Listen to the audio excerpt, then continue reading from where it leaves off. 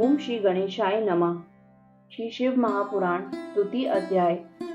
इस अध्याय में हम जानेंगे शिव पुराण के श्रवण से देवराज को शिवलोक की प्राप्ति कैसे हुई।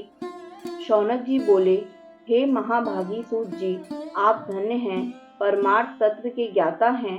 आपने कृपा करके हम लोगों को यह बड़ी अद्भुत एवं दिव्य कथा सुनाई है। हमने यह पाप नाशिनी, मन को पवित्र करने वाली और भगवान शिव को प्रसन्न करने वाली अद्भुत कथा सुनी। भूतल पर इस कथा के समान कल्याण का सर्वश्रेष्ठ साधन दूसरा कोई नहीं है। यह बात हमने आज आपकी कृपा से निश्चय पूर्वक समझ ली। हे सूत जी, कलयुग में इस कथा के द्वारा कौन कौन से पापी शुद्ध होते हैं, उन्हें कृपा पूर्वक बताइए और इस जगत को कृतार्थ कीजिए।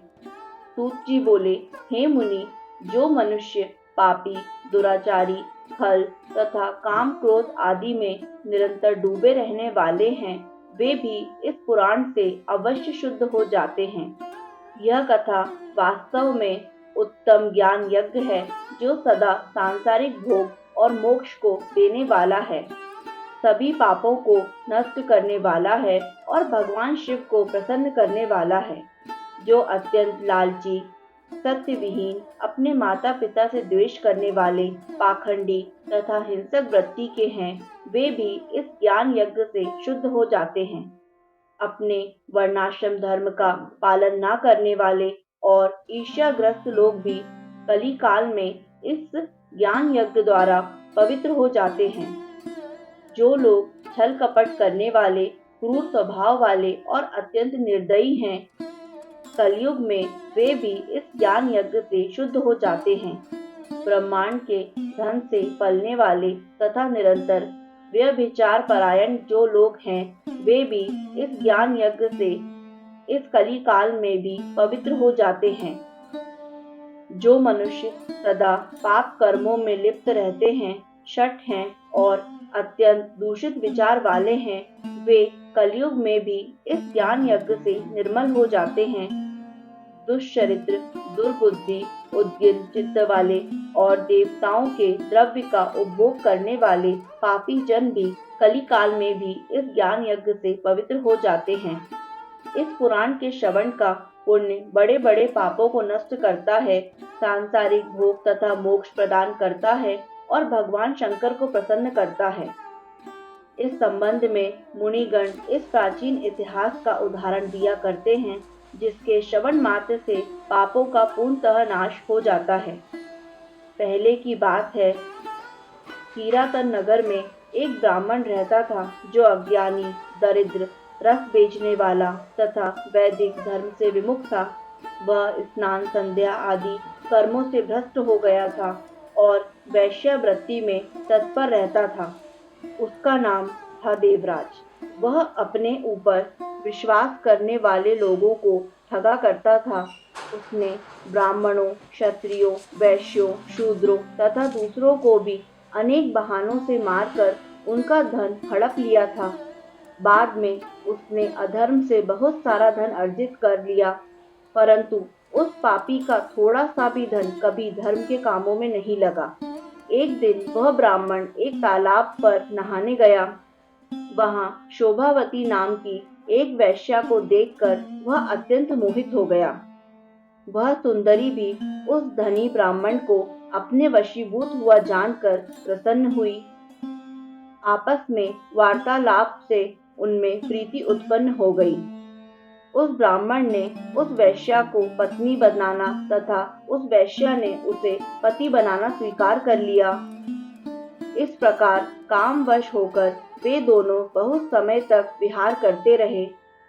बैठने, सोने, खाने, पीने तथा क्रीड़ा में वे दोनों निरंतर पति पत्नी की तरह व्यवहार करने लगे। अपने माता पिता तथा पत्नी के बार बार रोकने पर भी पाप कृत्य में संलग्न वह ब्राह्मण उनकी बात नहीं मानता था। एक दिन रात्रि में उस दुष्ट ने ईर्ष्यावश अपने सोए हुए माता पिता और पत्नी को मार डाला और उनका सारा धन हर लिया। वैश्या में आसक्त चित्त वाले उस कामी ने अपना और पिता आदि का सारा धन उस वैश्या को दे दिया। वह पापी अभ्यक्ष भक्षण तथा मद्यपान करने लगा और वह नीच ब्राह्मण उस वैश्या के साथ एक ही पात्र में सदा जूठा भोजन करने लगा।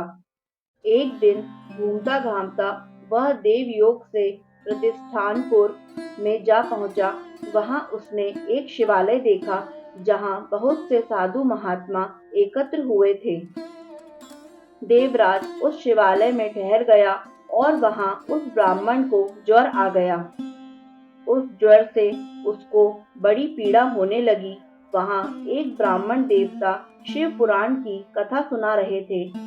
ज्वर में पड़ा हुआ देवराज ब्राह्मण के मुखारबिंद से निकली हुई उस शिव कथा को निरंतर सुनता रहा। एक मास के बाद वह ज्वर से अत्यंत पीड़ित होकर चल बसा। यमराज के दूत आए और उसे पाशों से बांधकर बलपूर्वक यमपुरी ले गए। इतने में ही शिवलोक से भगवान शिव के पार्षदगण आ गए। उनके गौर अंग कर्पूर के समान उज्जवल थे, हाथ त्रिशूल से सुशोभित थे। उनके संपूर्ण अंग भस्म से उद्भासित थे और रुद्राक्ष की मालाएं उनके शरीर की शोभा बढ़ा रही थी। वे सब के सब क्रोध करते हुए यमपुरी में गए और यमराज के दूतों को मार पीट कर बारंबार धमकाकर उन्होंने देवराज को उनके चंगुल से छुड़ा लिया और अत्यंत अद्भुत विमान पर बिठाकर जब वे शिवदूत कैलाश जाने को उद्यत हुए, उस समय यमपुरी में बड़ा भारी कोलाहल मच गया।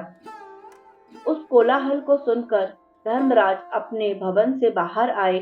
साक्षात दूसरे रुद्रों के समान प्रतीत होने वाले उन चारों दूतों को देखकर धर्मज्ञ धर्मराज ने उनका विधि पूर्वक पूजन किया।